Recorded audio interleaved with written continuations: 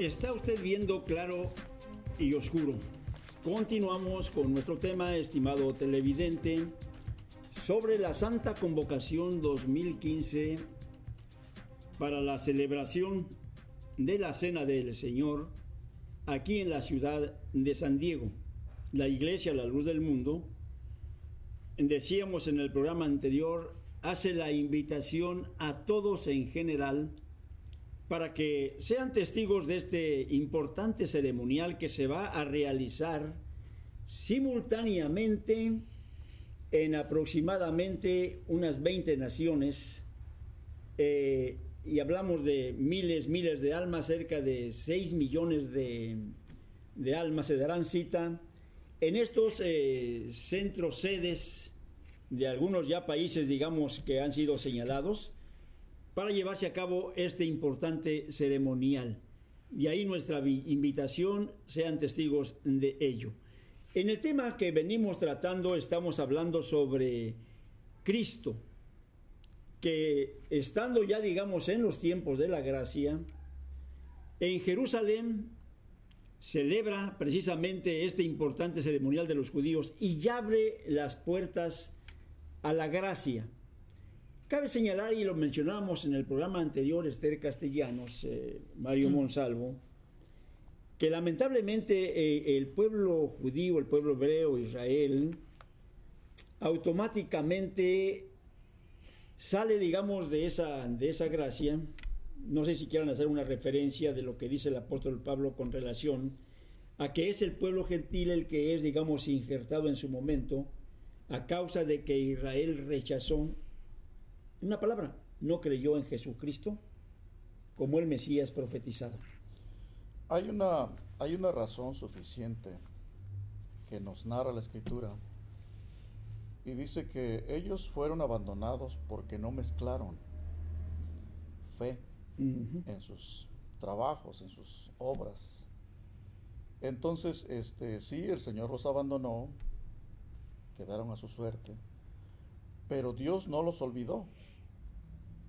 De hecho, ¿no? De hecho, no los ha olvidado. Entonces, al pasar esto, es solamente un paso o una oportunidad que da Dios para que otro pueblo, en este caso el pueblo de los gentiles, que no tenía ni parte ni suerte con Dios, ni con sus promesas, mucho menos con promesas de vida eterna, que son los que Cristo vino a ofrecer. Sí. Entonces, una vez que Dios abre camino a los gentiles por medio de Jesucristo, y cuando ve Dios que los mismos judíos rechazan lo que acababas de mencionar hace un momento, ¿verdad? ¿Cuántas veces dijo Jesús: yo quise juntarte, así como la gallina junta sus polluelos? Tú no quisiste. Sí. Entonces, quedaron a su suerte. Y algo interesante de ser castellanos, ellos, los que habían salido de Egipto, con esto cerramos ya lo que es la parte histórica para entrar directamente a lo que viene siendo la gracia en Cristo, vieron de lejos solamente las promesas. Vieron porque, como dijo aquí Mario Monsalvo, no mezclaron fe. Es decir, eso fue lo que les faltó, el creer en las promesas, el tener esa esperanza en el corazón, si fue en el tiempo antes de que viniera Jesús, ¿verdad? Sí. No prevalecieron en ese primer pacto. Cuando viene Jesucristo, también se instituye bien esta predicación, este evangelio, estas buenas nuevas. ¿Y qué hace la gran mayoría del pueblo de Israel? Rechaza, Sí. ¿verdad? Pero dentro de ese rechazo se abre una oportunidad para aquel pueblo que no era pueblo, dice el profeta, ¿verdad? Fue hallado de los que no me buscaban. No me buscaban. Y el apóstol Pablo, haciendo mención precisamente en este punto sobre el pueblo de Israel, de que no estaban olvidados de parte de Dios, pero le invita, sin mal no recuerdo, a los romanos a que hicieran una reflexión, ¿verdad? Que observaran la severidad y la benignidad de Dios. Severidad hacia aquellos que, habiendo sido las ramas originales, hablando del pueblo de Israel, y que fueron arrancadas, dice, para que tú fueras injertado, hablando del pueblo gentil, del pueblo que por nacionalidad no es judío. Así es. dice, para que tú fueras injertado y te alimentaras de ello. Ve la severidad hacia ellos que dejaron y la benignidad, es decir, el favor, la bondad que no eras hacia ti, que no eras nadie. Así es. Que no eras parte ni de estas promesas, ni de esta ciudadanía, ni de estas promesas, ni de estas recompensas, ni de todo lo que aquel pueblo tenía derecho a gozar. Fíjate que aquí hay algo muy importante y quisiera, estimado televidente, desde luego reflexionáramos un tanto en ello. Muy a pesar de que Israel le es vedada, digamos, la entrada a la tierra prometida, a la que fluía leche y miel, no obstante, de las quejas del Señor estando allá en el monte en Jerusalén, contemplando, digamos, la gran ciudad, no obstante haberles dicho que quedaban fuera, viene, por decir así, Cristo, y ya presente Cristo, dentro de lo que iba a ser un nuevo pacto, digamos, de gracia, la entrada sigue siendo incluyente porque, cosa curiosa, los judíos no quedaron... No todos. No quedaron alejados porque hay que tomar en cuenta que los primeros cristianos de nuestra era... Fueron judíos. Eran judíos. O sea, los primeros creyentes eran judíos. Y de ellos, sí, cuando fue esa diáspora que históricamente se dio después del asedio de Jerusalén, sí, en aquellos años, después de que ellos salieron de Jerusalén, por donde ellos iban, sí,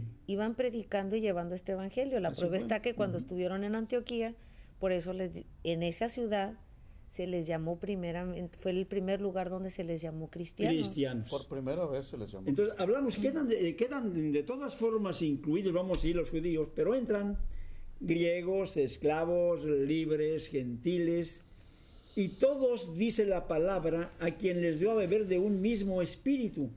Hay que tomar en cuenta que en este caso, por decir así, Cristo como cabeza les da mandamiento a los discípulos y estando ellos en Jerusalén, les reparte lenguas a todos de tal forma que los que habían asistido se quedan maravillados de ver que en su lengua estaban ellos, aunque eran judíos, eran discípulos del Señor, aquellos congregados.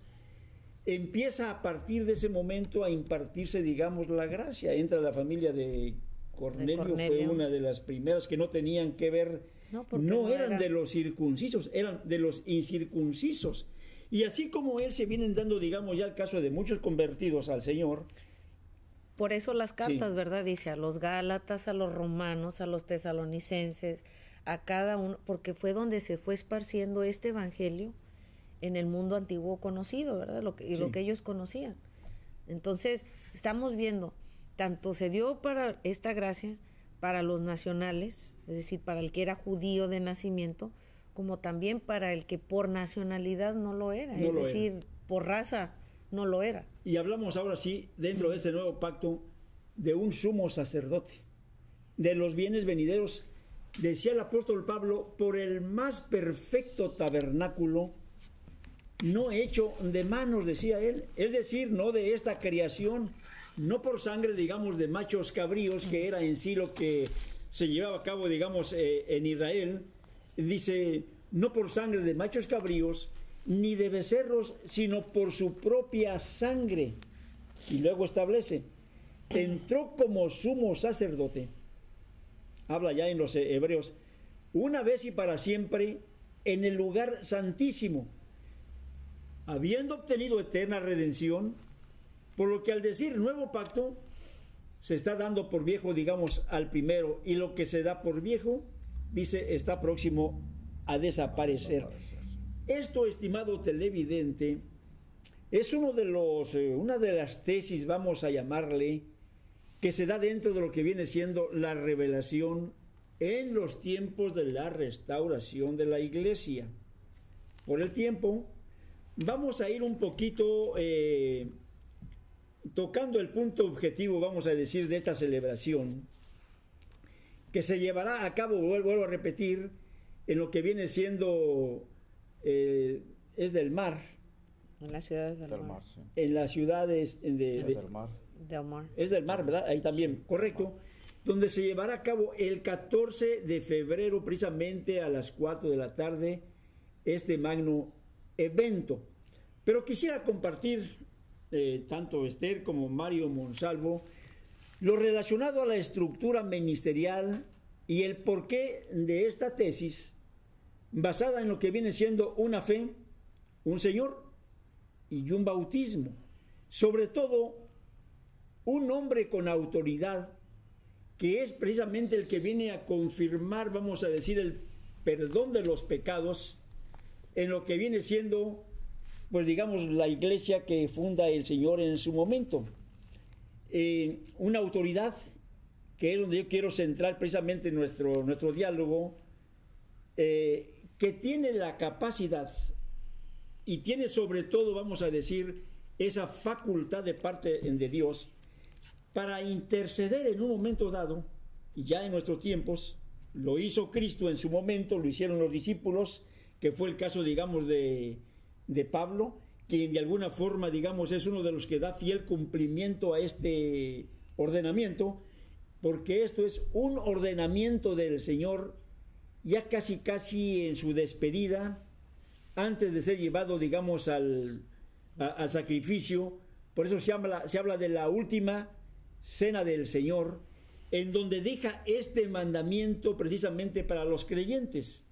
Y dentro del mandamiento encontramos la expresión: hacer esto en memoria de mí. De mí, dijo él. ¿Cuántas veces sí? Comieres este pan y bebieres esta copa, sí, la muerte del Señor, dice, anunciáis hasta que Él venga. Es decir, este memorial sagrado lleva un fin. Primeramente, recordar la muerte, la vida, la prédica de Jesús, su doctrina, su evangelio, y recordar la pasión de Cristo, el sufrimiento, el derramamiento. Lo que acaban de decir hace un momento, ¿verdad?, acerca de cómo fue que hacían aquellos la Pascua. Dicen que tomaban una víctima y Entonces, lo que decía el apóstol Pablo ya en esta época, dice que Jesucristo, el sumo sacerdote, por Dios, Él fue hecho víctima. Representa al Cordero. Él es el que está representando el nuevo pacto. Como Cordero el nuevo sacrificado. Pacto en su sangre, porque su sangre fue derramada. Sí. Y decía Cristo Jesús, ¿verdad?, el que come mi carne y bebe mi sangre, esa es la otra bendición, tiene vida eterna. Un mandamiento, Esther Castellanos, que va más allá de lo que el hombre puede concebir, digamos, en ocasiones en la simpleza, de verlo en ocasiones con cierto desdén, no darle una debida, digamos, importancia, cuando es uno de los actos más sublimes dentro del cristianismo, y que sobre todo es el que viene a unificar al hombre a través de la fe dentro de lo que viene siendo el cuerpo de Cristo. O sea, para que haya, digamos, una unificación, un amarre, podríamos decir, entre lo que viene siendo la fe en Jesús como discípulo, como creyente, y Jesús como cabeza de la iglesia, es una obligación llevar a cabo este acto tan sagrado cuantas veces sea necesario.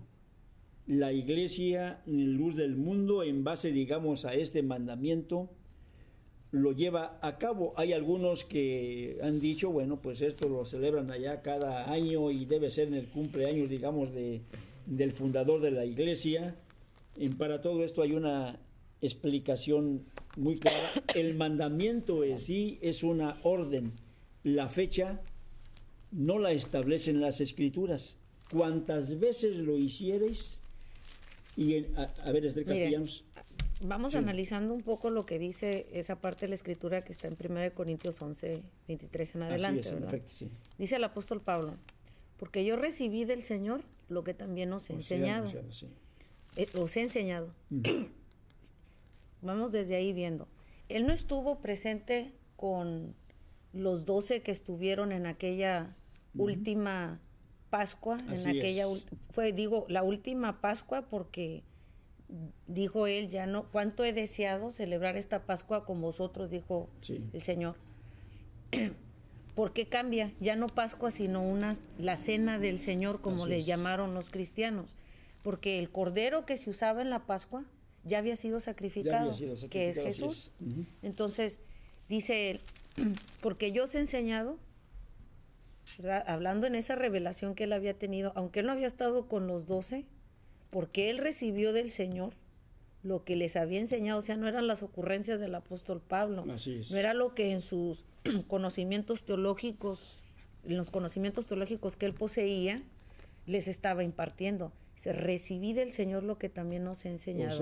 Y luego dice que la noche que el Señor fue entregado, comió pan, bebió el vino, y dando gracias, partió, ¿verdad? Cada uno, el elemento lo bendijo, repartió, dijo hablando de ese pan, que era ese cuerpo que iba a ser entregado en sacrificio. De esa sangre, ese vino iba a representar, no que se iba a convertir, iba a representar el derramamiento de su sangre. Y si vemos en lo que el apóstol Pablo también les explica a los hebreos, cuando habla precisamente el por qué cuando se va en entrar un testamento tiene que morir el que hace el testamento para que entre en vigor las cláusulas que en él están estipuladas. Entonces era necesaria la muerte del Señor. Así es. Y enseña a la iglesia, el apóstol que recibe esa revelación, cómo se debe de hacer. Y luego dice, ¿por qué? Como lo mencionaba aquí Mario Monsalvo. Dice, todas las veces que hicieres esto, o sea, podía ser una vez en el año, podían ser 2 veces conforme fuera la inspiración que tuvieran aquellos que habían recibido esa revelación. Responsables. Voy a ser más específica, los apóstoles, dice, cuántas veces hicieres esto, habían 2 cosas que pasaban ahí. La muerte del Señor anunciáis. ¿Y qué era anunciar su muerte? Como dijo Mario, su vida. Al recordar su muerte, teníamos que recordar su vida. Así es. Recordar su sacrificio. ¿Y qué fue lo que llevó al sacrificio al Señor? Una, a obedecer lo que de Dios venía, pero también fue un sacrificio de amor. A veces la gente, muchas veces yo veo en la televisión, cuando se habla de la predicación, o dicen de Jesús, una película que salió hace ya algunos años, de cómo lo golpean y para que veas lo que sufrió por ti, y la gente se conmueve y llora a ver el sufrimiento, pero ¿en qué cambió en su vida? ¿En qué modificó su manera de pensar? ¿En tratar de agradarlo? No, sigue las mismas. Terminó de ver la película, bueno, específicamente, no La hay Pasión. Ningún cambio. Salieron llorando, sí, cambió mi vida, cambió mi manera de pensar.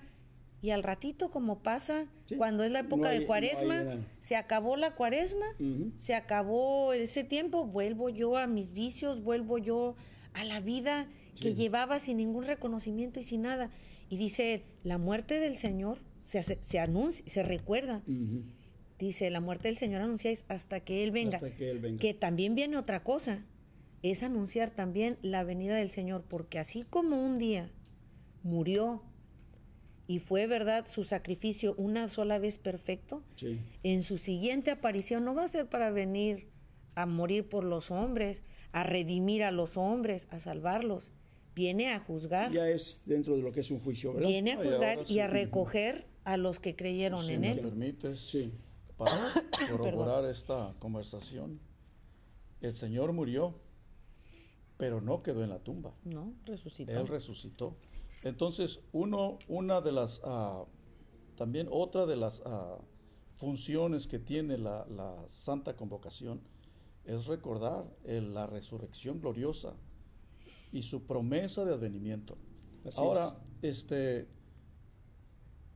verdad que la Santa Cena se celebra y dirán algunos, bueno, pero ¿quién la ordena o cómo la ordenan? Y Cristo Jesús escogió un lugar, la primera Santa Cena fue un lugar escogido por Dios.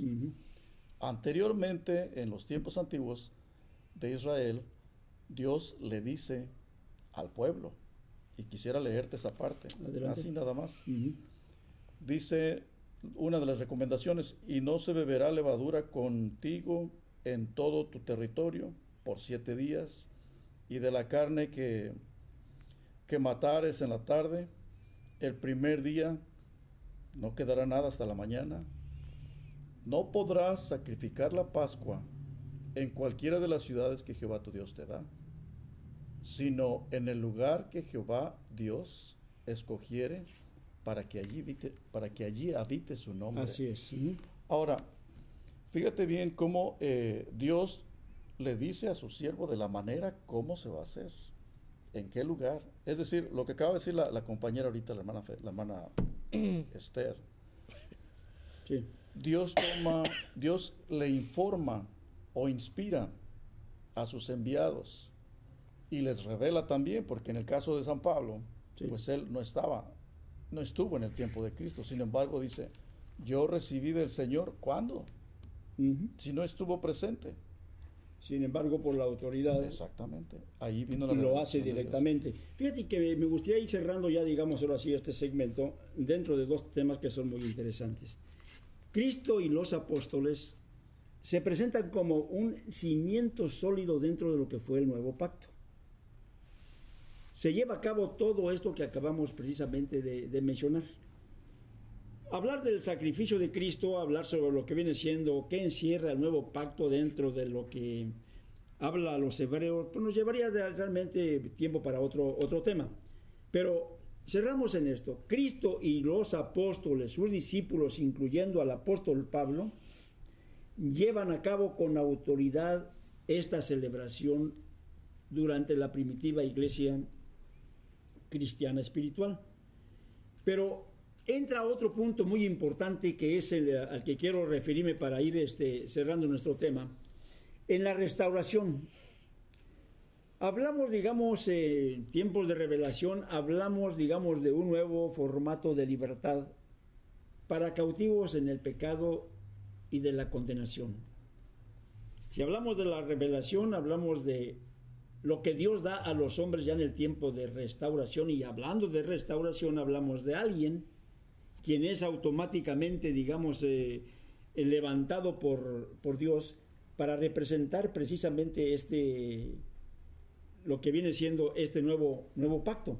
Claro. No vamos a tener tiempo ya de ahondar más en ello, pero me gustaría de alguna manera hiciéramos una invitación. Estimado televidente, todos estos temas se van a tratar dentro de lo que va a ser esta festividad en Del Mar, precisamente aquí en Del Mar, cerca de la ciudad de San Diego, el día 15 de febrero. A la invitación, Esther Castellanos, me gustaría, digamos, que invitarlas, digamos, a la sociedad. Bueno, pues el próximo 15 de febrero del año en curso, de este 2015, se va a llevar a cabo este evento de la Santa Convocación para el resto de las iglesias en el extranjero, de acuerdo a la invitación que se diera el 25, en una carta que se leyera el 25 de diciembre del 2014, donde se invita a todas las iglesias del extranjero a llevar a cabo una vez más este memorial. En la ciudad de San Diego, no tengo el dato todavía preciso del lugar, sabemos que es en la ciudad de Del Mar. Yo creo que en los próximos días hemos de saber bien el lugar, el lugar, la dirección y los tiempos exactos en los que se va a llevar a cabo. Estimado televidente, agradecemos mucho precisamente que nos haya acompañado, y cualquier información la estaremos transmitiendo para esta celebración. Nos vemos, pásenla bonito en compañía de sus familias.